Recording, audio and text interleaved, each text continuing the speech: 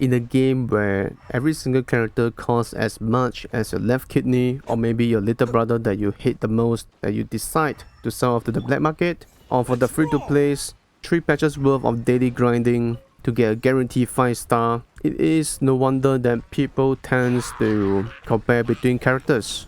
But this begs the question, is there really power creeps in order to justify pulling for new characters?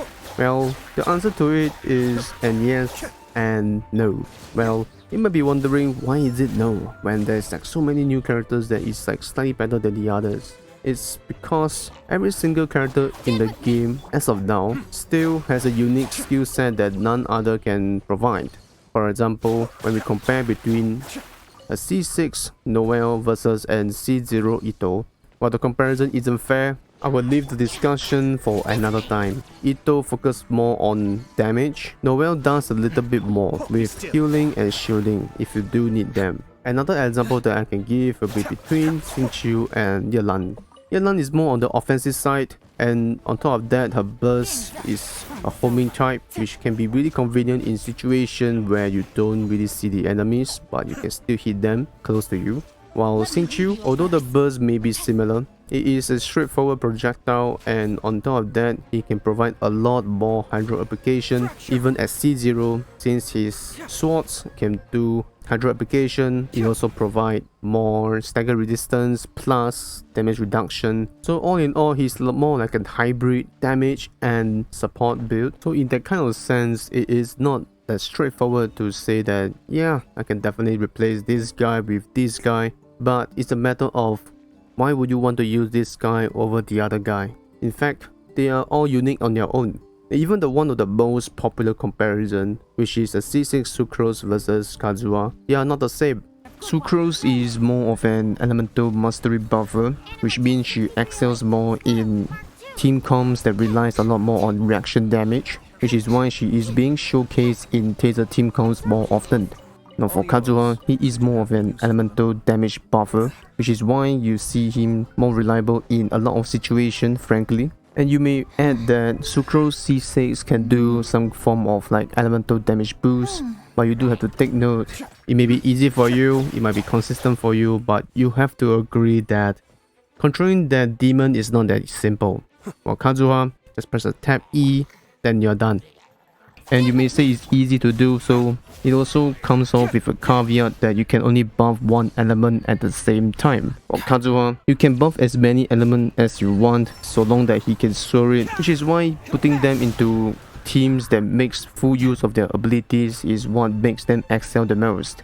Which is why I don't agree that there is a power creep between characters, but I did mention earlier on that there is power creep, which comes to this point. The true power creep lies in that characters are getting more and more convenient to play.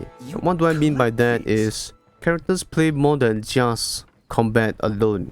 For example, what I said earlier on about Kazuha versus Sucrose, while both of them excel in their unique role, Kazuha can do more than that.